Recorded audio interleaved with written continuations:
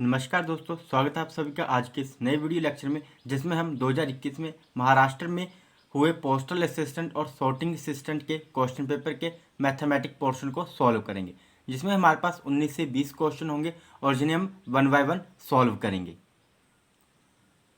तो आइए शुरू करते हैं आज के इस वीडियो लेक्चर का। Question number 1, in 40 years an amount become 6 times the original amount, what is the rate of interest. 40 वर्षों में एक राशि मूल राशि का 6 गुना हो जाती है, ब्याज दर क्या है, ये हमने फाइंड करनी है। रेट ऑफ इंटरेस्ट हमने फाइंड करना है। तो देखो यहाँ पे हमारे पास क्या बोला हुआ कि जो अमाउंट है वो 6 टाइम हो रहा है। कब होगा? जब हमारे पास कुछ प्रिंसिपल की वैल्यू होगी। तो मान लेते हैं let principal B is equal to X, और अमाउंट कितना हो गया? फिर अमाउंट हो गया 6 टाइम ऑफ प्रिंसिपल। और टाइम कितना लग रहा है? टाइम हमारे पास दिया हुआ 40 ईयर। हमने फाइंड क्या करना? हमने रेट फाइंड करना है। अब हमारे पास प्रिंसिपल और अमाउंट दोनों गिवन है। अब देखो, अब यहाँ से हम सिंपल इंटरेस्ट निकाल सकते हैं। क्या फॉर्मूला होता है सिंपल इंटरेस्ट निकालने का? Amount minus principal. अमाउंट कितना है? 6x और principal x is equal to simple interest कितना आ जाएगा? 6x minus x 5x। अब देखो ये आ गया हमारे पास सिंपल इंटरेस्ट। अब हमने क्या फाइंड करना है? रेट फाइंड करना है। तो simple interest is equal to principal multiply rate multiply time over 100 implies that simple interest कितना आ गया हमारे पास? 5x is equal to principal हमारे पास x multiply rate r over 100 multiply time कितना है? 40 है। तो 0 से 0 कैंसिल, 2 2 ज़ 4, 2 5 ज़ 10, 2 x से x कैंसिल आउट हो जाएगा 5 से।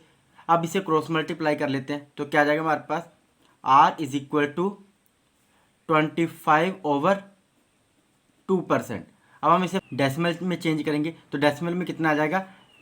12.5%। तो देखते हैं यहाँ पे कौन सा ऑप्शन करेक्ट होगा। Option A is correct, 12.5%। Question number 2, if a person sell a sari for ₹5,200 and purchase it for 4,000 then what is profit. यदि कोई व्यक्ति एक साड़ी को 5200 रुपये में बेचता है और 4,000 रुपये में खरीदता है तो लाभ क्या होगा। तो यहाँ हमारे पास गिवन क्या दिया हुआ है? कॉस्ट प्राइस हमें दिया हुआ है। कॉस्ट प्राइस कितना दिया हुआ है? 4,000 रुपीज़। और सेलिंग प्राइस कितना दिया हुआ है? Selling price is equal to 5,200 rupees. हमने फाइंड क्या करना है? प्रॉफिट परसेंट हमने फाइंड करना है। तो देखो अगर हमने प्रॉफिट परसेंट फाइंड करना है उसके लिए हमें प्रॉफिट का पता होना जरूरी है। तो प्रॉफिट निकालने का क्या फॉर्मूला होता है? Profit is equal to selling price minus cost price. Selling price कितना है? 5,200 माइनस कॉस्ट प्राइस कितना है? 4,000 रुपीज़। तो सब्ट्रैक्ट करके कितना आ गया हमारे पास? 1,200 रुपीज़। तो ये क्या आ गया हमारे पास? प्रॉफिट। तो हमने प्रॉफिट परसेंट फाइंड करना है। तो प्रॉफिट परसेंट फाइंड करने का क्या फॉर्मूला होता है? Profit over cost price. तो प्रॉफिट कितना हो रहा है यहाँ पे? 1200 ओवर कॉस्ट प्राइस कितना है? 4,000 रुपीज़ मल्टीप्लाई 100। 2 0 से 2 0 कैंसिल, 0 से 0, 4 से 4 1 द 4, 4 3 द 12। तो इज इक्वल टू कितना आ गया हमारे पास? 30%। तो प्रॉफिट परसेंट कितना आ गया? तो लाभ कितना आ गया हमारे पास? 30%। तो देखते हैं यहाँ पे कौन सा ऑप्शन करेक्ट होगा। Option B is correct. Question number 3, the average of 3 number is 77. The first number is twice the second and the second number is twice the third. Find the first number. 3 संख्याओं का औसत 77 है। पहली संख्या दूसरी संख्या की दोगुनी है और दूसरी संख्या तीसरी संख्या की दुगनी। पहली संख्या ज्ञात कीजिए। तो मान लेते हैं let 3 number are, let 3 number are, numbers are. जो हमारे पास थर्ड नंबर है, third number is equal to X मान लिया हमने। और सेकंड नंबर क्या बोला हुआ है? सेकंड नंबर क्या बोला हुआ है? Is twice of the third. तो सेकंड नंबर क्या है? Twice of third. तो थर्ड नंबर क्या है? एक्स। तो सेकंड क्या होगा? Twice of x. तो इज इक्वल टू कितना आ गया हमारे पास? 2x। और फर्स्ट नंबर क्या बोला हुआ है? Is equal to the first number is twice of the second number. तो फर्स्ट नंबर क्या है? ट्वाइस किसका? सेकंड नंबर का। तो कितना आ गया? 2 into 2x is equal to 2 2 द 4x। तब देखो यहाँ पे हमारे पास थर्ड नंबर भी आ गया, सेकंड भी आ गया और फर्स्ट भी आ गया। तो इनकी एवरेज कितनी दी हुई है? Average of 3 number is equal to 77। और ये 3 नंबर है क्या क्या हमारे पास, लिख लेते हैं यहाँ पे x plus 2x plus 3x divided by 3 is equal to 77। तो यहाँ से हम x की वैल्यू निकाल लेते हैं, implies that x plus 2x plus 4x is equal to 77। तो कितना आ गया हमारे पास इन तीनों को ऐड करके 7x is equal to 7x is equal to, अब ये 3 को हम क्रॉस मल्टीप्लाई कर लेंगे 77 के साथ, तो कितना आ जाएगा 7x is equal to 231।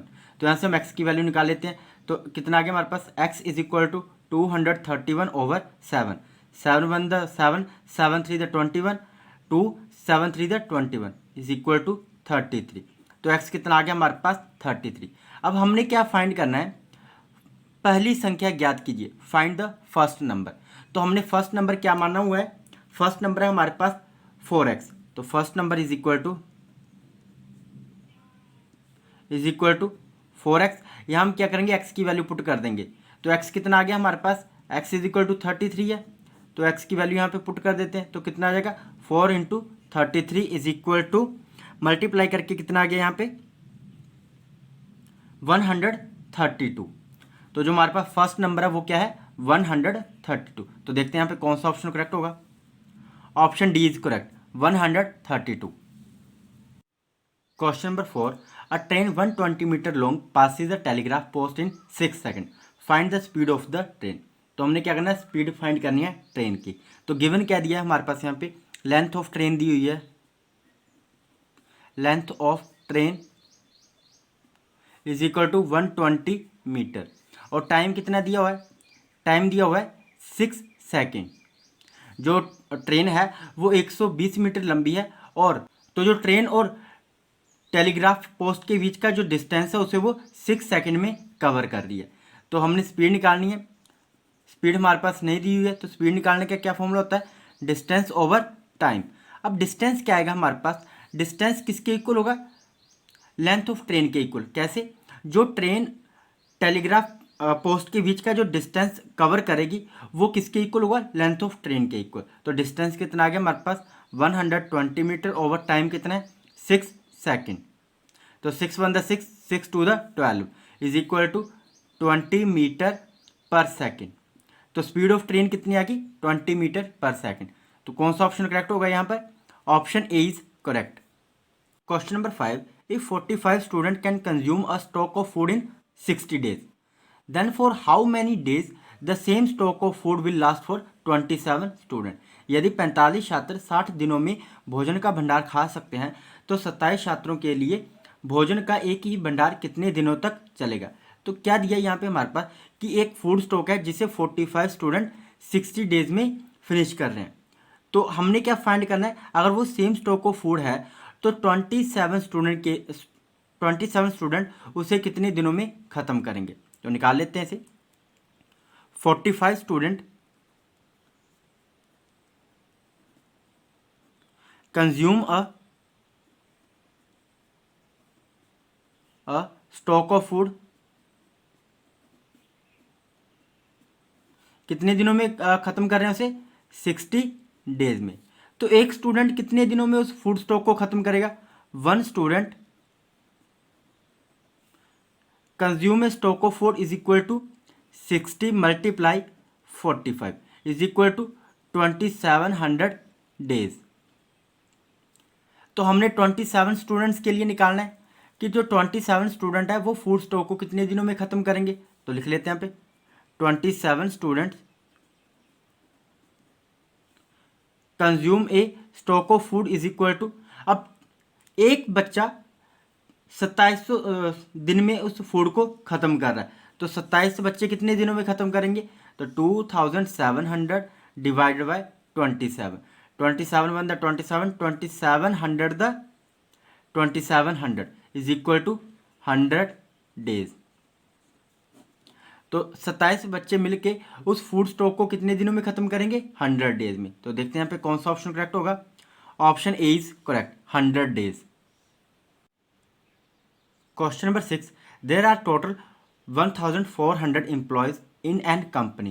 The ratio of ladies to gents is 3:7. Then how many ladies are working in the company? एक कंपनी में कुल 1400 कर्मचारी हैं, महिलाओं और पुरुषों का अनुपात 3:7 है, तो कंपनी में कितनी महिलाएं काम कर रही हैं। तो हमारे पास यहाँ पे गिवन डाटा क्या दिया हुआ है, टोटल नंबर ऑफ एम्प्लॉयज। तो टोटल एम्प्लॉयज कितने हैं,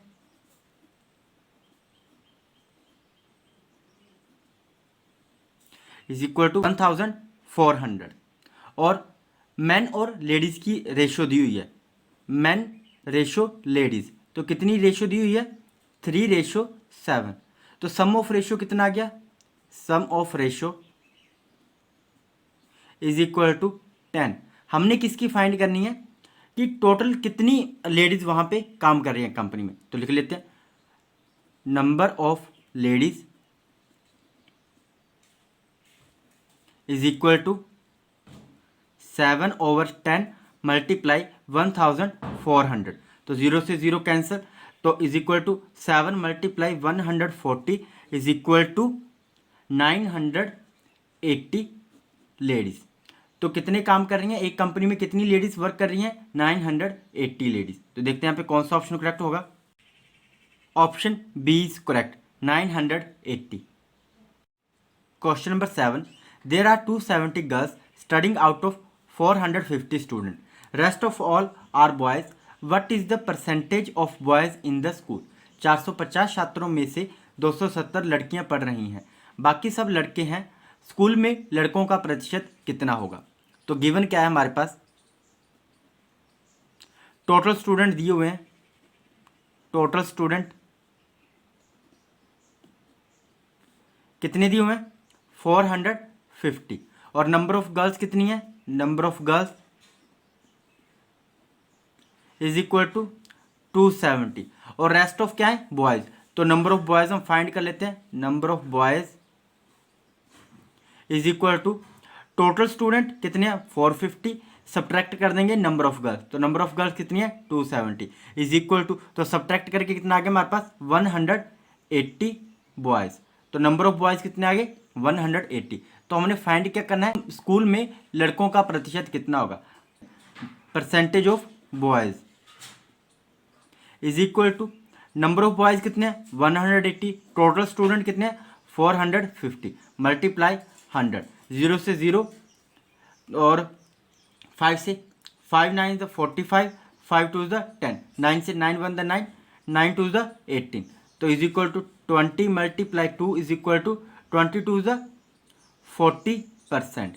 तो परसेंटेज ऑफ बॉयज कितनी आ गई, 40%। तो देखते हैं यहाँ पे कौन सा ऑप्शन करेक्ट होगा, ऑप्शन बी इज करेक्ट, 40%।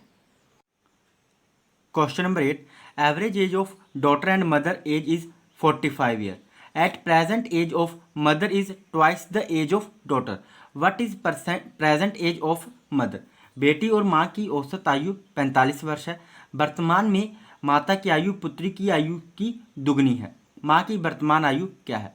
तो क्या बोला यहाँ पे, at present the age of mother is twice the age of daughter. तो मान लेते हैं, let age of daughter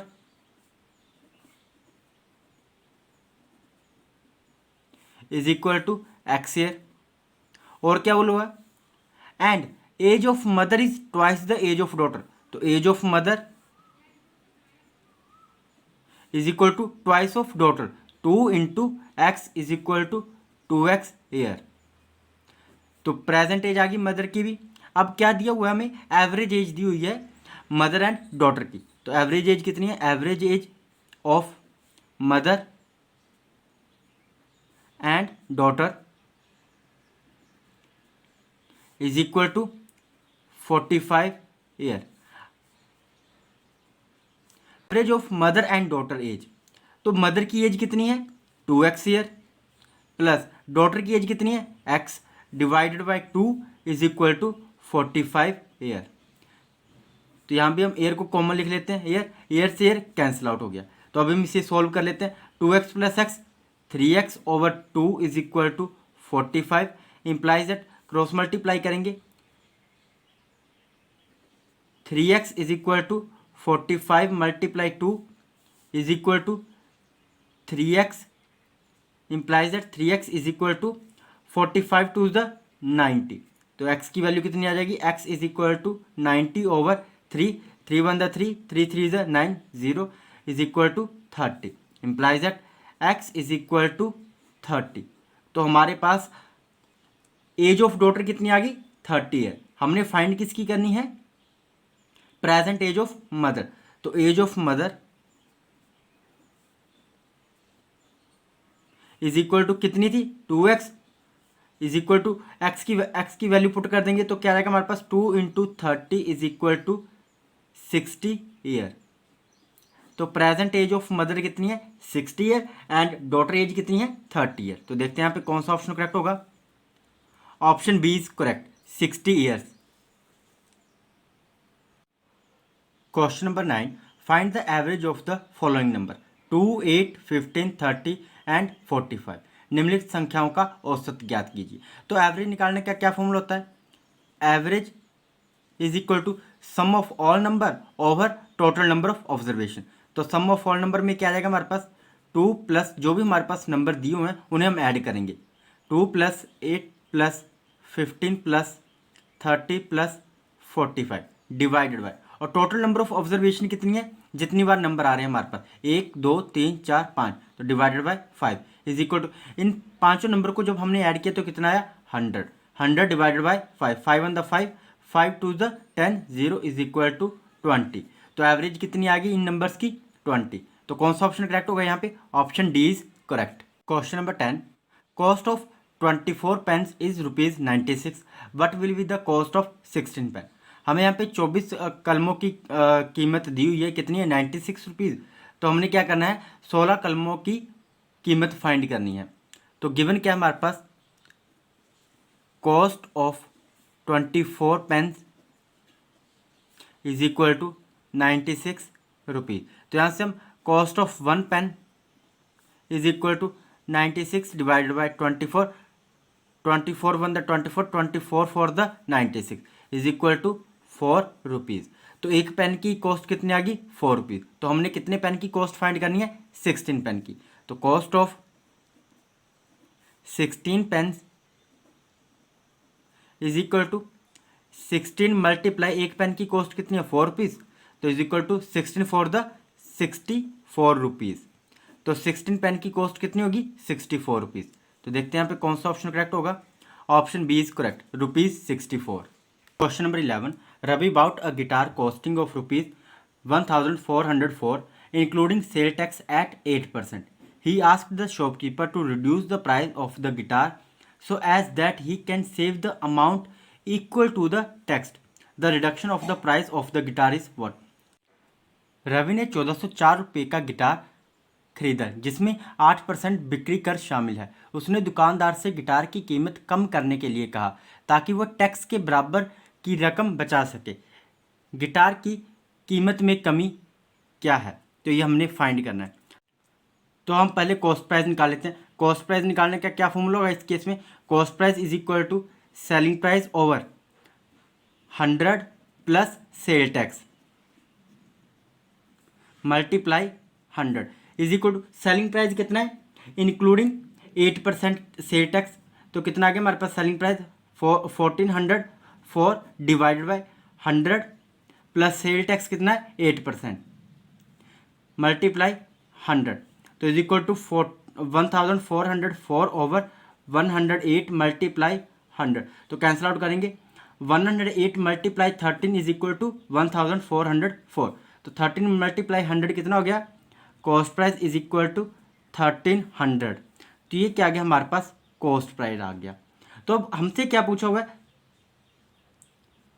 he asked the shopkeeper to reduce the price of guitar so as that he can save the amount of equal to the tax. तो हमने reduction of price निकालनी of the guitar. तो क्या आ जाएगा हमारे पास reduction of price in guitar is equal to हमारे पास पहले सेलिंग प्राइस कितना था टोटल 1404 माइनस कॉस्ट प्राइस कितना आ गया 1300 इज इक्वल टू तो सब्ट्रैक्ट करके कितना आ गया हमारे पास 104। तो ये क्या आ गया हमारे पास reduction of price in guitar 104 rupees. तो देखते हैं यहाँ पे कौन सा ऑप्शन करेक्ट होगा option B is correct. Question number 12, open bracket 12/3 plus 16/4 open bracket close of 20।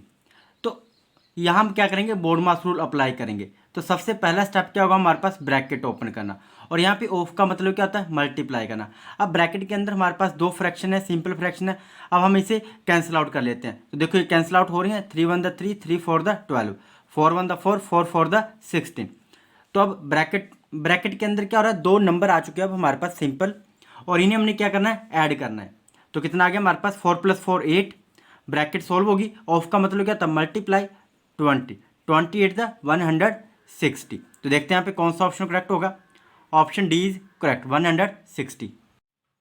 Question number 13, find the value of X in 20% of 250 plus x% of 600 is equal to 12.5% of 1000।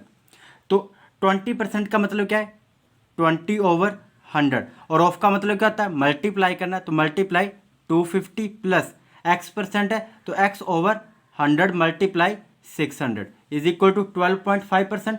तो यहाँ से हम क्या करेंगे, decimal remove कर देंगे। तो क्या आ गया हमारे पास, 125/% रिमूव किया तो कितना आ गया, 100 मल्टीप्लाई जो हमने डेसिमल रिमूव किया था वो कितना आ गया नीचे, 10। ऑफ का मतलब क्या था, मल्टीप्लाई 1000। तो देखो अब ये कैंसिल आउट हो जाएंगे हमारे पास। यहाँ से करते हैं, 21 20, 25 100, 5 से 5 1 5, 5 5 25, कितना आ गया हम पे हमारे पास 50। अब यहाँ पे 100 1 100, 100 6 600। तो ये 100 मल्टीप्लाई 10 कितने थे, 1000। तो ये कैंसिल आउट हो जाएगा। तो देखो अब क्या बचा हमारे पास, 50 plus 6x is equal to 125। तो यहाँ से हम 6x की वैल्यू निकालेंगे, implies that 6x is equal to 125 minus 50 is equal to, implies that 6x is equal to 75। और x कितना आ जाएगा हमारे पास, x इज इक्वल टू 75/6। तो जब हमने इसे कैंसिल आउट किया तो हमारे पास कितना आ गया, इज इक्वल टू 12.5%। तो x की वैल्यू कितनी आ गई, x इज इक्वल टू 12.5%। तो देखते हैं यहाँ पे कौन सा ऑप्शन करेक्ट होगा। Option B is correct, 12.5%। Question number 14, open bracket 17171 decimal 171 minus 19199.99 open bracket close plus 18181.1 is equal to X. तो हमने क्या करना है, एक्स की वैल्यू फाइंड करनी है। तो यहाँ हम क्या करेंगे, बोर्ड मास रूल अप्लाई करेंगे, bracket of division multiplication addition and subtraction. तो फर्स्ट स्टेप क्या है हमारे पास, ब्रैकेट पोर्शन को सोल्व करना। तो ब्रैकेट के अंदर हमारे पास दो डेसिमल टर्म है, इन्हें हम क्या करेंगे, सब्ट्रैक्ट करेंगे। बट जब भी हम इसे सब्ट्रैक्ट करेंगे तो इस बात का ध्यान रखेंगे कि जो डेसिमल है, डेसिमल के नीचे डेसिमल आना चाहिए। एडिशन और सब्ट्रैक्शन दोनों केस में जो डेसिमल होता है वो डेसिमल के नीचे ही डेसिमल आना चाहिए। तो करते हैं इसे सब्ट्रैक्ट, माइनस 19199.99 सब्ट्रैक्ट क्या करना हमने इसमें, 171 डेसिमल 171। तो जो हमारे पास प्लेस खाली रह जाता है वहाँ पे हम क्या कर देते हैं, 0 पुट कर देते हैं। तो इसको सब्ट्रैक्ट करके कितना आएगा हमारे पास, 10 - 1 9, 8 - 7 1, 9 - 1 8 डेसिमल। अब देखो डेसिमल के नीचे डेसिमल आ रहा है, 9 - 1 8, 9 - 7 2, 1 + 1 2, 9 - 7 2 और -1 1 - 1 0। तो इन दोनों को ब्रैकेट पोर्शन को सॉल्व करके हमारे पास क्या आ गया, लिख लेते हैं यहाँ पे, -2228 पॉइंट, सॉरी यहाँ पे हमारे पास 0 आना है, 1 - 1 0। तो 2028.819 अब plus 18181.1 is equal to X. तो इन दोनों में हमारे पास बड़ा नंबर कौन सा है, सेकंड वाला। तो माइनस प्लस क्या होगा, माइनस, बट साइन कौन सा आएगा, पॉजिटिव का। तो जब हमने इसे सोल्व किया तो हमारे पास कितना आ गया, लिख लेते हैं, implies that X is equal to 16152.28। तो देखते हैं यहाँ पे कौन सा ऑप्शन करेक्ट होगा। Option B is correct. Question number 15, the average age of a family of 9 member is 22 year. Surya is the youngest and his age is 6 year. Then what was the average age of the family just before Surya was born. तो जब Surya born नहीं हुआ था तो उससे पहले हमने क्या करना है, एवरेज एज निकालनी है फैमिली की। तो देखो यहाँ पे हमारे पास क्या दिया हुआ है, एवरेज ऑफ 9 मेंबर दी हुई है। Average age of 9 member is equal to कितनी दी हुई है, 22 ईयर्स। और टोटल एज कितनी आ जाएगी, total age of 9 member is equal to 22 multiply 9 is equal to 198 year. ये क्या आ गई हमारे पास, total as.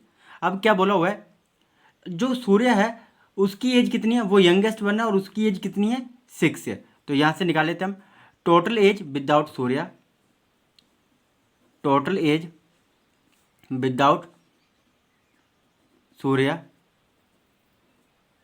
Is equal to 198 minus 6 is equal to 192 year. अब रिमेनिंग मेंबर्स कितने आ गए हमारे पास, remaining members is equal to जो सूर्य की एज थी उसे हमने सब्ट्रैक्ट कर दिया, मीन्स सूर्य को हमने कैंसिल आउट कर दिया यहाँ से। तो अब टोटल मेंबर कितने बचे फैमिली में, 9। तो यहाँ पे रिमेनिंग मेंबर कितने आ गए हमारे पास, 9 माइनस 1 इज इक्वल टू 8। तो अब टोटल एज निकाल लेते हैं 8 मेंबर्स की। Total age of 8 member before Surya born, before Surya born is equal to कितनी आ जाएगी हमारे पास, 192। अब ये आ गई टोटल एज आ गई, जब सूर्य पैदा नहीं हुआ था तब उनकी एज कितनी थी फैमिली की, 8 मेंबर थी, 192। तो अब हम इसमें से सब्ट्रैक्ट कर देंगे किसकी एज, सूर्य की। तो क्या आ जाएगा हमारे पास, -8 multiply 6 is equal to 192 minus 48। तो यहाँ से हम सूर्य की एज निकाल लेंगे। तो इज इक्वल टू कितना आ गया हमारे पास, टोटल एज ऑफ 8 मेंबर कितनी आ गई, 192 माइनस 48 इज इक्वल टू 144। तो ये क्या आ गई, total age of 8 member before Surya born. तो हमने क्या निकालना है, एवरेज एज निकालनी है। तो average age is equal to total age आ गई हमारे पास 8 मेंबर की कितनी है, 144 और divided by number of observation. तो नंबर ऑफ फैमिली मेंबर कितने बच गए अब हमारे पास, 8। तो 8 से कैंसिल आउट करेंगे, 8 1 8, 8 1 8, 6 8 8 64 इज इक्वल टू 18 ईयर। तो average age of 8 family member कितनी आ गई हमारे पास, 18 ईयर। तो देखते हैं यहाँ पे कौन सा ऑप्शन करेक्ट होगा, option C is correct, 18 years. Question number 16, A can do a piece of work in 24 days. When he had worked for 4 days, B joined him. If completed work was finished in 16 days, B can alone finish that work in how many days? ए एक कार्य को 24 दिनों में कर सकता है। जब उसने 4 दिन काम किया था, बी उसके साथ जुड़ जाता है। यदि पूरा कार्य 16 दिनों में समाप्त हो जाता है तो बी अकेले उस कार्य को कितने दिनों में समाप्त कर सकता है। तो यहाँ पे क्या बोला हुआ है कि जो ए है वो एक कार्य को कितने दिनों में खत्म कर सकता है, 24 डेज में। तो मान लेते हैं जी जो टोटल वर्क है वो क्या है, 24 unit. Let total work is equal to 24 unit. A एक काम को कितने दिनों में खत्म कर रहा है, 24 डेज में। तो यहाँ से हम ए का 1 डे वर्क निकाल लेते हैं। A 1 day work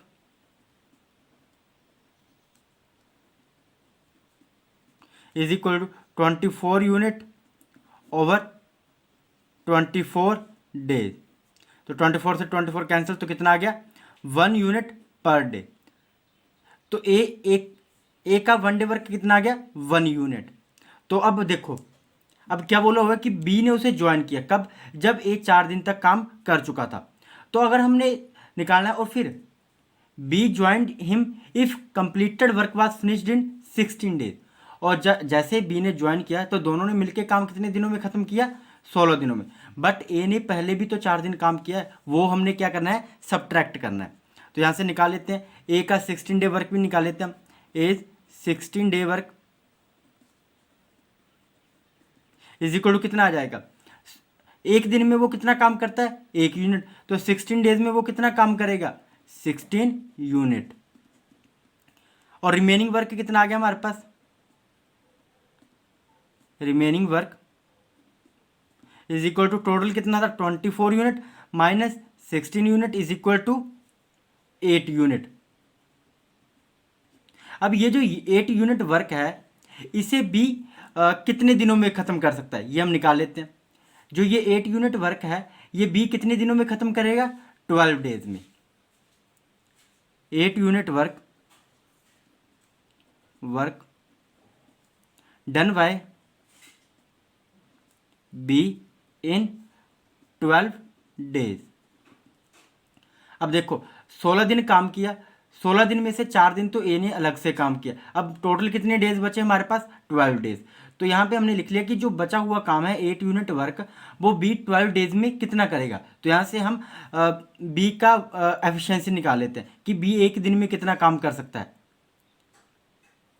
1 unit work done by B in is equal to कितना आ जाएगा हमारे पास, टोटल कितना हमारे पास 8 यूनिट डिवाइडेड बाय 12, 4 से 4 2 ज़ 8, 4 3 ज़ 12 इज इक्वल टू 2/3 डेज। तो एक यूनिट काम को वो कितने दिनों में करेगा, 2/3 डेज। तो यहाँ से हम एफिशिएंसी निकाल लेते हैं। ये हमारे पास एफिशिएंसी आ गई। अब हमने निकालना क्या है कि बी अलोन उस काम को कितने दिनों में कर सकता है। तो निकाल लेते हैं। टाइम निकालने का क्या फॉर्मूला होता है, टोटल वर्क ओवर एफिशिएंसी, जिसका हमने निकालना है। तो यहाँ पे क्या आएगा, एफिशिएंसी ऑफ बी। तो टोटल वर्क कितना हमारे पास अब 24 यूनिट, 24 डिवाइडेड बाय एफिशिएंसी कितनी आ गई बी की, 2/3, 2/3 यूनिट पर डे। और ये हमारे पास टोटल वर्क यूनिट में। तो यूनिट से यूनिट कैंसिल, तो यहाँ पे क्या आ जाएगा हमारे पास 24/2 × 3 डेज। तो इसे कैंसिल कर लेते हैं। यहाँ पे 2 1 2, 2 12 24, 12 3 36 डेज। तो बी अकेला उस कार्य को कितने दिनों में खत्म करेगा, 36 डेज में। तो देखते हैं यहाँ पे कौन सा ऑप्शन करेक्ट होगा। Option A is correct, 36 days. Question number 17, A and B can together finish a work in 30 days. They worked at it for 20 days and then B left. The remaining work was done by A alone in 20 more days. A alone can finish the work in how many days? A और B मिलकर एक काम को 30 दिनों में पूरा कर सकते हैं। उन्होंने इस पर 20 दिनों तक काम किया और फिर B चला गया। शेष कार्य A अकेले 20 दिनों में पूरा करता है। A अकेले काम को पूरा कर सकता है कितने दिनों में, ये हमने निकालना है। तो यहाँ हमारे पास दिया क्या हुआ है कि ए और बी दोनों मिलकर एक काम को कितने दिनों में खत्म करते हैं, 30 दिनों में। तो मान लेते हैं let total work is equal to 30 unit. A और बी ने ए और बी का वन डे वर्क कितना आ जाएगा, A B one day work is equal to, हमने टोटल वर्क कितना मान लिया 30 यूनिट, और ए और बी मिलके कितने दिनों में काम खत्म कर रहे हैं, 30 दिनों में। तो कितना आ जाएगा 30/30 cancel out is equal to 1 unit. तो ए और बी ने फिर कितने दिनों तक काम किया एक साथ, 20 दिनों तक।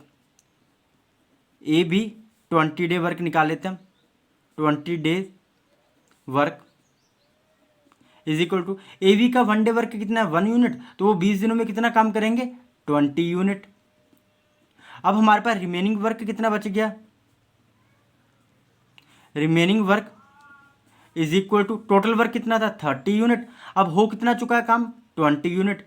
तो सब्ट्रैक्ट किया कितना आ गया हमारे पास, 10 यूनिट। अब ये आ गया हमारे पास रिमेनिंग वर्क। अब ये जो रिमेनिंग वर्क है 10 यूनिट, ए इसे कितने दिनों में पूरा कर रहा है अकेले, 20 दिन और ज़्यादा, मीन्स अकेला 20 दिनों में इस काम को खत्म कर रहा है। तो यहाँ से हम ए का वन डे वर्क निकाल लेते हैं। A one day work is equal total work कितना है 10 यूनिट, और कितने दिन ज़्यादा लग रहे हैं उसे, 20 दिन में वो अकेला इस काम को खत्म कर रहा है, over 20, 10 1 10, 10 2 20 is equal to 1/2 unit. तो ये आ गया ए का वन डे वर्क। ए एक दिन में कितना काम करेगा, हाफ यूनिट। तो हमने निकालना क्या है, time taken by A to complete the total work. Total work मतलब जितना भी हमारे पास टोटल वर्क है उसे, तो निकाल लेते हैं। Time taken by A to complete total work is equal to कितना आ जाएगा, टाइम, हमने टाइम निकालना है, टाइम निकालने का क्या फॉर्मूला होता है, total work over efficiency of A. तो टोटल वर्क कितना हमारे पास, टोटल वर्क आ गया हमारे पास 30 यूनिट, और ए की एफिशिएंसी कितनी आ गई वन डे की, 1/2 unit per day, 1/2 unit per day. तो यहाँ से हम कैंसिल आउट करते हैं, यूनिट से यूनिट कैंसिल हो जाएगा, 30 multiply 2 days is equal to 30 to the 60 days. तो ए अकेला उसका टोटल वर्क को कितने दिनों में खत्म कर सकेगा, 60 डेज में। तो देखते हैं यहाँ पे कौन सा ऑप्शन करेक्ट होगा, option B is correct, 60 days. Question number 18, Kabir paid ₹9600 as interest on a loan he took 5 years ago at 16% rate of simple interest, what was the amount he took as loan. तो हमने principal find करना है कि उसने कितने रुपए loan में लिए थे। तो देखो यहाँ पे हमारे पास क्या नहीं दिया हुआ है, प्रिंसिपल हमारे पास नहीं दिया हुआ है, तो प्रिंसिपल हमारे पास क्या आ गया, क्वेश्चन मार्क। और हमारे पास सिंपल इंटरेस्ट कितना है, यहाँ पे लिखा हुआ Kabir paid ₹9600 as interest on a loan he टुक।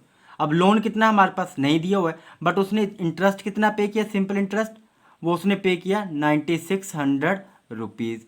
कितना टाइम कितना दिया हुआ था, टाइम 5 year, और रेट कितना है, रेट इज इक्वल टू 16%। तो हमने प्रिंसिपल फाइंड करना है, तो सिंपल इंटरेस्ट निकालने का क्या फॉर्मूला होता है, simple interest is equal to principal multiply rate multiply time over 100, implies that simple interest कितना हमारे पास 9600 इज इक्वल टू प्रिंसिपल को हम पी लिख लेते हैं, मल्टीप्लाई रेट कितना है 16/100 मल्टीप्लाई टाइम कितना आ गया 5 year। तो कैंसिल आउट कर लेते हैं, यहाँ से कुछ होगा यहाँ पे कैंसिल आउट, पहले से सोल्व कर लेते हैं, क्रॉस मल्टीप्लाई कर लेते हैं, कितना आ जाएगा हमारे पास 9600 और 00 divided by 16 5 the 80 is equal to principal. तो 10 से 10 कैंसिल, अब 8 से 8 1 द 8, 8 1 द 8, 8 2 द 16, तो कितना आ गया हमारे पास 12,000, इम्प्लाइज दैट प्रिंसिपल कितना आ गया हमारे पास 12,000 रुपीज। तो देखते हैं यहाँ पे कौन सा ऑप्शन करेक्ट होगा, option B is correct, ₹12,000। Question number 19, Guddi invested some money in a bank at rate of 6% per annum at simple interest after 9 years she got ₹8,470। How much did she invest, मतलब कि उसने कितने रुपए invest किए। अब जब हम किसी जगह जाके पैसे इन्वेस्ट करते हैं तो बेसिकली वो जो अमाउंट हमने इन्वेस्ट किया वो होता क्या हमारे पास, प्रिंसिपल अमाउंट। तो यहाँ पे हमारे पास प्रिंसिपल नहीं दिया हुआ है, तो प्रिंसिपल को हम क्या मान लेते हैं, X रुपीज़। और हमारे पास अमाउंट कितना है, हमारे पास हो रहा है 9 year के बाद 8,470, अमाउंट कितना आ गया 8,470 रुपीज़। टाइम कितना है, टाइम यहाँ पे टोटल लग रहा है 9 year, 9 year, और रेट कितना दिया हुआ है, रेट हमारे पास दिया हुआ है 6% पर एनम। तो देखो अब हमारे पास प्रिंसिपल भी है और अमाउंट भी है, तो यहाँ से हम सिंपल इंटरेस्ट निकाल लेते हैं। तो सिंपल इंटरेस्ट निकालने का क्या फॉर्मूला होता है, अमाउंट माइनस प्रिंसिपल। अमाउंट कितना आ गया हमारे पास 8,470 माइनस प्रिंसिपल कितना है X। तो अब देखो अब हमने क्या फाइंड करना है, प्रिंसिपल फाइंड करना है। तो सिंपल इंटरेस्ट निकालने का दूसरा क्या फॉर्मूला होता है, simple interest is equal to principal multiply rate multiply time over 100, implies that simple interest कितना आ गया हमारे पास 8,470 minus X is equal to principal की वैल्यू कितनी है हमारे पास X मल्टीप्लाई टाइम कितना है 9 year मल्टीप्लाई रेट कितना है 6/100। तो अब हम इसे क्रॉस मल्टीप्लाई कर लेंगे, क्या आ जाएगा हमारे पास 100 इंटू में 8470 minus X is equal to 9 6 से कितने होते हैं 54, तो कितना आ गया 54X। अब इसे अंदर मल्टीप्लाई करते हैं, ब्रैकेट ओपन करते हैं, implies that 847000 minus 100X is equal to 54X। अब ऐसा करते हैं हम, जो हमारे पास कांस्टेंट टर्म है उसे एक तरफ ही रहने देते हैं, और जो एक्स वाली टर्म है वेरिएबल वाली हैं उन्हें हम एक तरफ ले आते हैं। तो क्या आ जाएगा हमारे पास 847000 is equal to 54X plus 100X, तो इज इक्वल टू कितना आ गया हमारे पास 847,000 इज इक्वल टू 154X। तो यहाँ से हम X की वैल्यू निकाल लेंगे, तो X कितना आ जाएगा X is equal to 847,000 divided by 154। तो जब हम इसे कैंसिल आउट करेंगे तो हमारे पास एक्स की वैल्यू कितनी आ जाएगी 5,500 रुपीज़। तो हमारे पास प्रिंसिपल कितना आ गया, X is equal to 5,500 rupees. तो देखते हैं यहाँ पे कौन सा ऑप्शन करेक्ट होगा। Option D is correct, ₹5,500।